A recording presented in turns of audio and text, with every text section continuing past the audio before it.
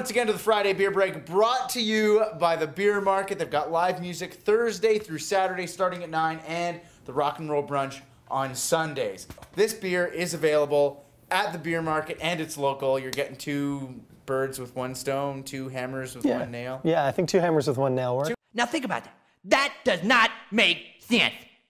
2 hops in 1 bottle, if you will. Ooh. How many hops are in this? There's a lot. They would not enjoy being that going out. People are pretty protective of their recipes that way. Oh, yeah. You're through, soup Nazi. No more soup for you. So let's just go with a lot. No, what they do actually with this one, this is interesting. If you've come across Dogfish Head 60-minute IPA in the States, they came up with this idea of, when you add the hop in the boil, changes the impact. So earlier in the boil, it adds more bitterness. And the later you get in the boil, the more you get aromatics and the less you get bitterness. So the guys at Dogfish Head said, well, what would happen if we just had the boil going and we had a thing that was just shaking hops into it the whole time? So Amsterdam does what's called a continuous hop thing. They haven't rigged up necessarily a high-tech item to do that. We haven't figured it out yet. But they're just somebody that's got a bag and they're shaking hops into it. It's like a scoop at a time. Yeah. Some scoop hops. Not that spectacular. But anyway, the point is it's continuously hopped. So and there's a lot of hops to it. And then it's dry hopped once it's in the conditioning tanks. Is it beers like this that are going to cause a hops shortage? No, it's... Yeah, no, it is. Yeah, okay. No, the last hop shortage was because of a harvest problem. There was some sort of a blight. It wasn't a blight. Blight is what got hops in the turn of the last century. But there was a growth problem. It was an agricultural problem. What are you doing out here? I don't know.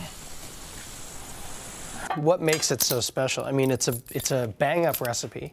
It's made by a company that really knows beer, specifically by a brewmaster, Ian McCusker, who, of course, you've met, who is an amazing brewer. Oh, my God. It smells so good. And this is one of the best-smelling beers in the world, period. It smells like an old bicycle. Boneshaker. Yeah, I know. Yeah, an old bike. I know. Jeez, you know what? Right.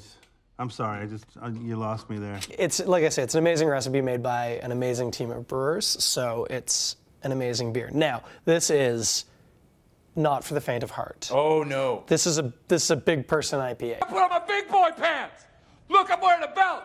I got big boy pants on. So anyway, you can see it's unfiltered. You get a really nice hazy, tawny, kind of browny amber body, big carbonation.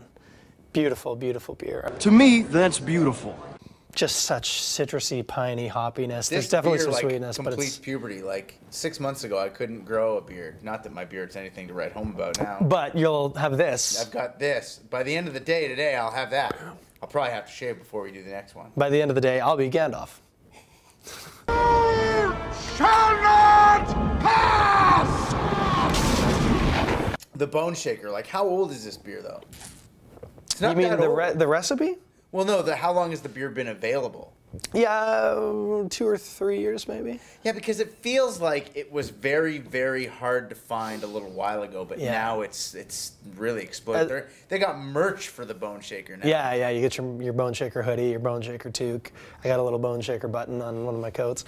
But yeah, I mean, I remember, I think it was about 3 years ago, I was at the brewery back when it was down on Bathurst, and I think they were making their first full-scale batch of it. So they'd made it a couple times in smaller batches. And then, yeah, it hit the LCBO. It's become wildly popular. But I can't help it that I'm popular.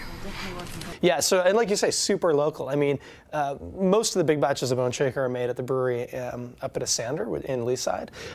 But, I mean, in terms of just closeness geography, the brew pub is right on the lake. Yeah. They're as Toronto as you want to get. Up there with like Steam Whistle, Mill Street, those guys that have been around a while. They're very much like local brewery, which is pretty cool. So that's pretty cool. But Boneshaker, if you haven't tried it, you have to. It's actually available like coast to coast now. I have friends that were sending me pictures of it. Yeah, it's not quite coast to coast, but it's... They've sent me pictures of them drinking it on patios in Edmonton. Yeah, so that's out of impressive. province. Yeah. The other cool thing to mention about Amsterdam at Bier Markt is they have a seasonal rotating tap of theirs. So I think Wee Heavy is on through the winter, and then it'll be the Springbok, which I'm not going to say I was at the brewery and got a little nip out of the tank, but I was at the brewery and got a little nip out of the tank, and it's tasting really good.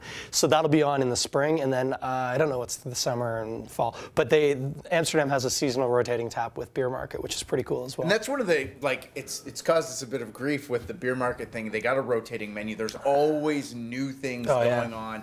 And with their live music, Thursday through Saturday, it's a great opportunity to go see some live music, try a bunch of beers you've never had before, and then they've got the big rock and roll brunch on Sundays. Boneshaker, fantastic beer, local, get it at the Bier Markt.